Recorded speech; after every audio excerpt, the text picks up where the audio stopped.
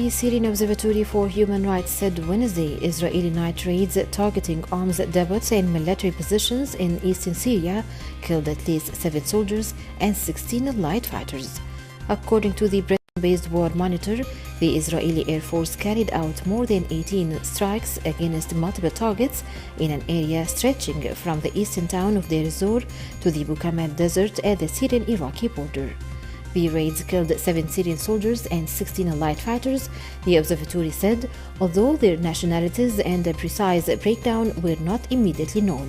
The Syrian late news agency SANA reported these strikes but without giving further details. At least 4 Republicans said on Tuesday they would join Democrats in voting to impeach President Donald Trump over the attack on the U.S. Capitol, as Vice President Mike Pence rejected calls to use a constitutional maneuver to oust him. With 8 days remaining in the president's term in office, the House of Representatives was poised on Wednesday to pass an article of impeachment accusing the Republican of inciting insurrection in a speech to his followers last week before a mob of them stormed the Capitol, leaving 5 dead. That would trigger a trial in the still Republican-controlled Senate, although it was unclear if enough time or political appetite remained to push President Trump from office. North Korean leader Kim Jong-un called for increased military power and greater nuclear war deterrence, state news agency KCNA reported on Wednesday, as the ruling party Congress came to a close after 8 days of policy discussions. The 8th Party Congress occurred less than 2 weeks before U.S. President-elect Joe Biden takes office and amid a prolonged gridlock in talks aimed at ending the Northeast nuclear and missile programs in return for U.S. sanctions relief. Since announcing a self-declared moratorium on nuclear and intercontinental ballistic missile tests in 2018, Leader Kim has called for continued production of nuclear weapons for his arsenal, launched a series of smaller missiles, and unveiled what would be North Korea's largest ballistic missile yet at a parade in October. Ugandan president said Wednesday the government has blocked social media in the country because of the unfair practices by Facebook and Twitter. The president said the tech giants have continued to block the accounts of some of the supporters of the ruling National Resistance Movement Party despite a protest from the government. The leader added their failure to comply with the government request to unblock the accounts prompted the country to also decide to block Facebook and Twitter access. Estonia's Prime Minister Jüri Ratas has announced his resignation in connection with corruption allegations against his center party. He wanted to take on political responsibility and give the opportunity to clarify the allegations, Premier Ratas said on Wednesday in the Baltic country's capital Tallinn. According to the Prosecutor General, judicial authorities in the EU member state had previously launched investigations into state aid loan to a real estate project. 4 people were taken into custody on Tuesday. Italy's largest mafia trial in more than 30 years is set to begin on Wednesday, as prosecutors hope to strike a blow to the 'Ndrangheta crime syndicate, whose tentacles reach worldwide. More than 350 alleged members of the mafia and the politicians, lawyers, businessmen, and others accused of enabling them face a judge in huge, specially converted courtroom in the southern Calabrian town of Lamezia Terme in the heart of the territory. Prosecutors are seeking to prove a web of crimes dating back to the 1990s, both blood and white collar, including murder, drug trafficking, extortion, money laundering, and abuse of office.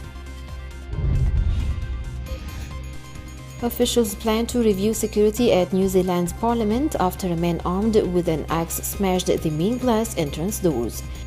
Police were called to the Parliament complex in Wellington on Wednesday after reports a man with an axe was on the grounds.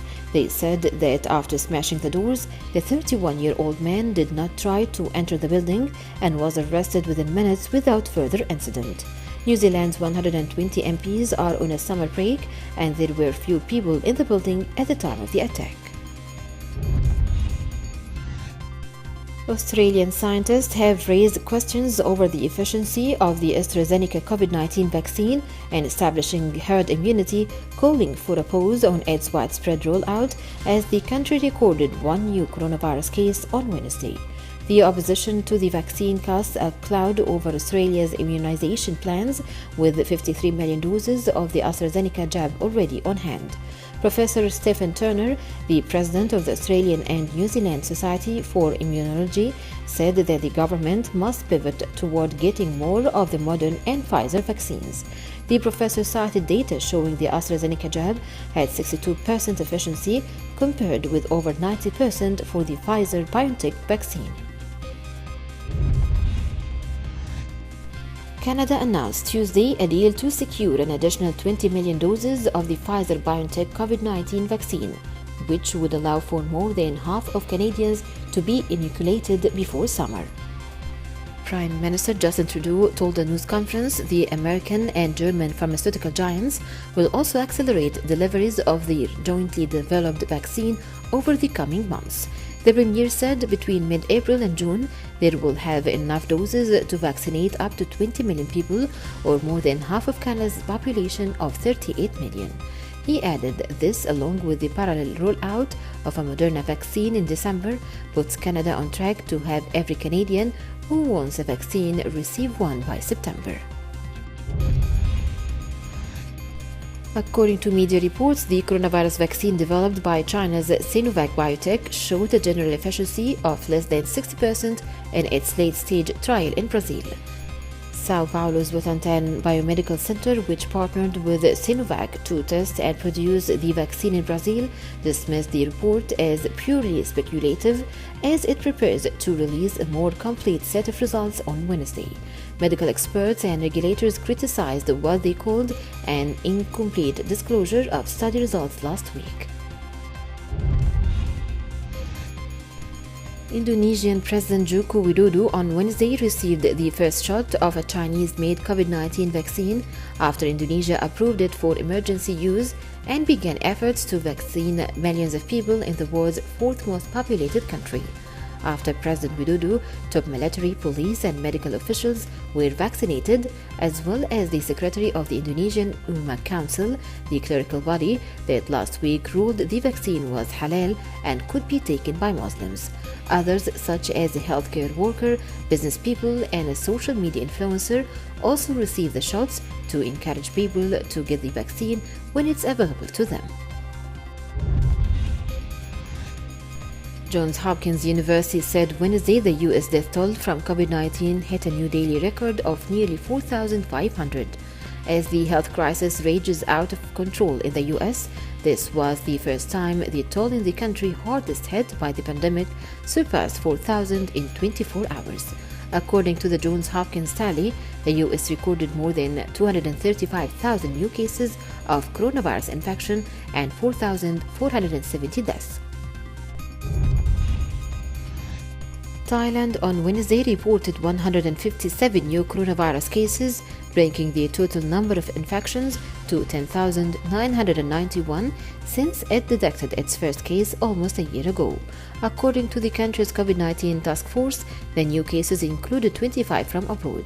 Thailand has recorded 67 coronavirus-related fatalities so far. The new wave of COVID-19 since December 15th has already spread to 59 provinces, while 18 remain free of it to date. Indonesian investigators said they were hopeful to retrieving a crashed passenger jet's second black box and hopefully learn why the plane with 62 people aboard plummeted into the sea minutes after takeoff. Divers just off the coast of the capital Jakarta brought the jet's flight data recorder to the surface on Tuesday. The hunt on Wednesday was focused on finding its cockpit voice recorder on the wreckage-littered seabed. The devices could supply critical clues as to why the Air Boeing 737-500 plunged about 3,000 meters in less than a minute before slamming into the Java Sea Saturday.